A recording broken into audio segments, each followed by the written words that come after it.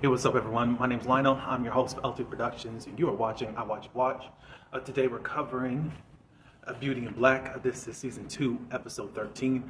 I appreciate you all for coming to my channel. Please like this video. You can also subscribe, and you can leave your comments below. Let's get into this episode. Okay, so just a disclaimer, I'll have the rest of the episodes up. I'm trying to have them all up to you tomorrow. It'll probably be hopefully before the evening, hopefully earlier than when I'm getting this video out, but that's my plan to do. So anyways, so we're back in the hospital and we're speaking with Sylvie and Jules. But Jules is there. Jules is like really taunting Sylvie in regards to what's going on with his son, who is now brain dead. He's questioning Sylvie like, did you see the fall? Da, da, da, da. She's like, no, she's not copping to anything. Sylvie wants to go, but Jules insists that she stays.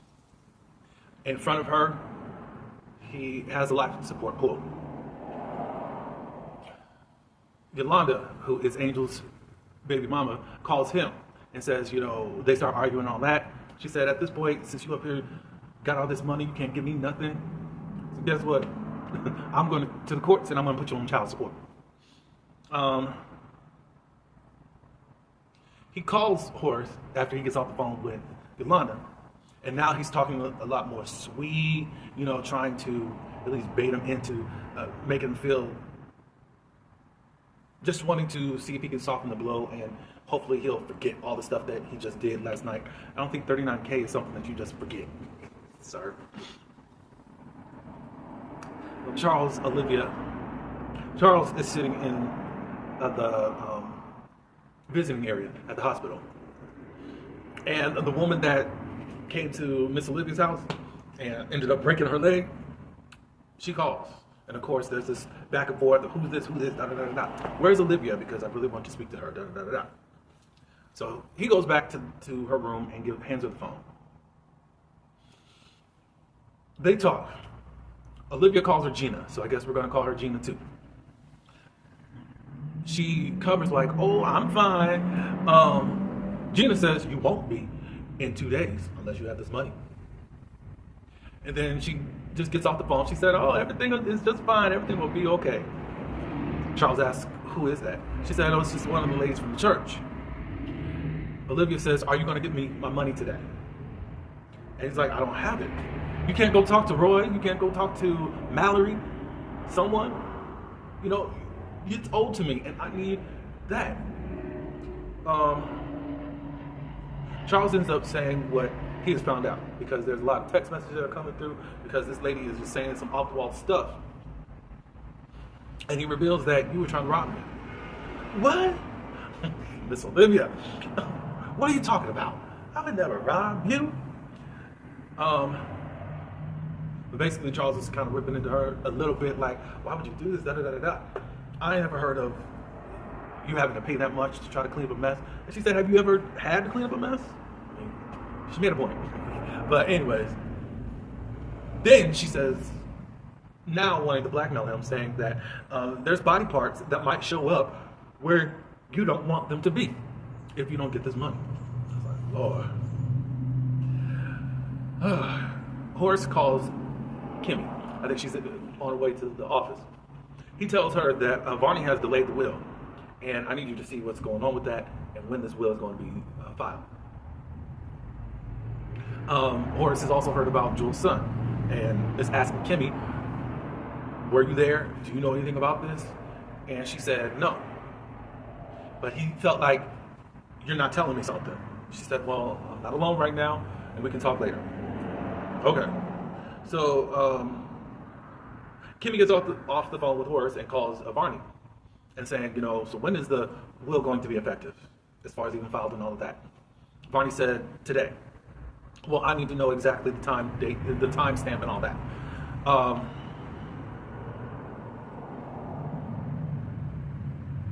But that was it. Alex, who was driving, trying to listen in and find out information. They get on some type of subject, but Kimmy's asking, you know, what is it between you and Rain? And he said, "Isn't that your best friend, your homegirl? You need to ask her what's up." I said, "True." um,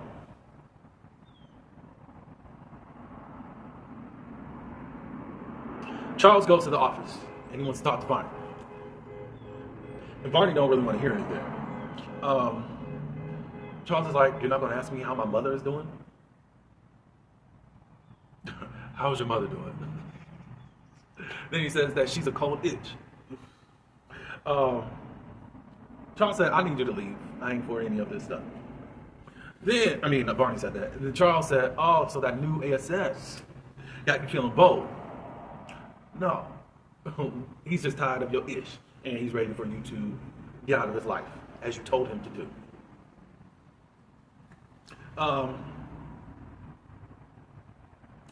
Barney allows him to start venting, all that good stuff. He starts saying, "Nobody loves me." Barney said, "Well, you make it hard for people to love me, or to love you. So it's hard for my mother to love me? What are you talking about? You need to just stop all the stuff that you're doing, the clubs, the drugs, and all that stuff. Anyways, you really need to stop because now there's a mandate for a mandatory drug test. And if anything becomes negative, then your shares start dropping lower. It starts decreasing." Charles finally beats around the chase and just say, "Hey, I need $200K. Have you lost your mind?" He said, "I need it because my mother will destroy me." And he still does not give 1Fs. And I'm okay with that with Barney. So don't give 1Fs, Barney. And then he asked him to leave yet again.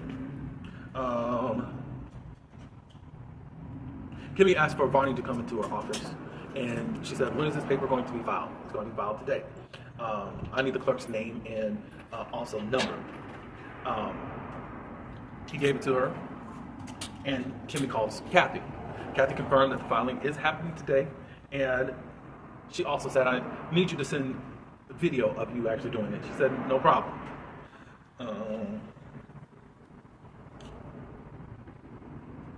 Back at the hospital, Kimmy called Sylvie, and Kimmy was like, "Did I wake you?" Yeah, she had to lie and pretend. Jules made her just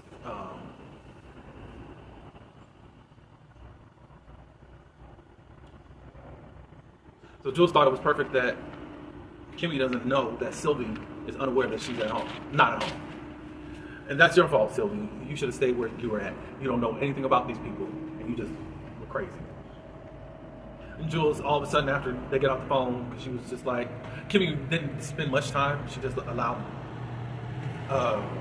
said, "Go back to sleep and we can talk later." Da, da, da, da, da. And Jules forces her to come to where she wants to go, where he wants to go. And I think he mentioned the morgue, but stay tuned for that.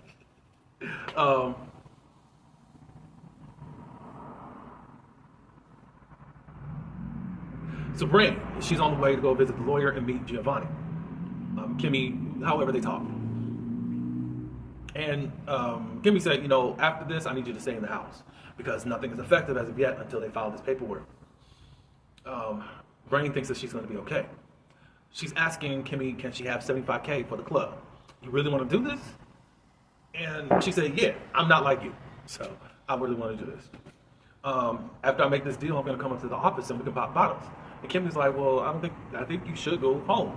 And Brain was like, "Well, don't you think that I'm able to, won't I be safe around you?" And Kimmy's like, "Yeah. Okay, so come up." Vonnie comes to visit Mallory's office. Next thing you know, Roy bursts in. Him and Mallory, they start going at it. And he ends up calling her B-I-T-C-H. She says, "Say it again." He says it again, and she picks up something and throws it at him. Kimmy comes in. She explains what new policies have been entered in regards to the will. Your shares are going to be lowered. Because of your erratic behavior, you're going to have a drug test. Of course, that pisses off Roy. Kimmy goes back to her office. Vonnie stays behind, and Mallory's like, "How does this affect my shares?" And he said, "Yours is still the same. But they are tied to Roy."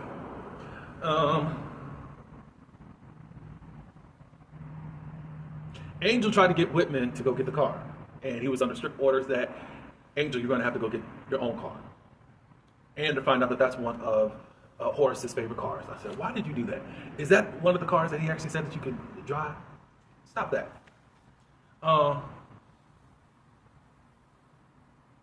Charles comes by Roy's office and he said, I need to talk to you. I got to talk to you about Mom. But Roy's off on something else and he ain't really listening to what Charles has to say. He just says that I'm divorcing Mallory. And then just talking, rattling off at the mouth. Charles gets up and says, never mind.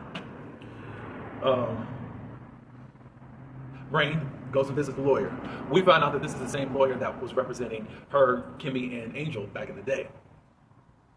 That eventually got them traded over into the club. Giovanni comes. The lawyer reads the will, and it seemed like there was something concerning about it. But he didn't show them that or tell them that. They go to the office and all that good stuff. Roy goes back to Mallory's office, and Roy asks her, where have you been? She said, with my man. Roy says, I want a divorce. And the next thing you know, Norman pops in. Kim and Roy are having an exchange, and it was Norman's on a mission, and Roy's interrupting, so it starts getting into this banter, into aggression, where Norman was ready to kick his... Was it him? Oh, but Roy said, look, I'm none of Charles. This ain't Phaedra. I will kick your... Norman wants to take Mallory out to lunch. Mallory said, no, I'm good.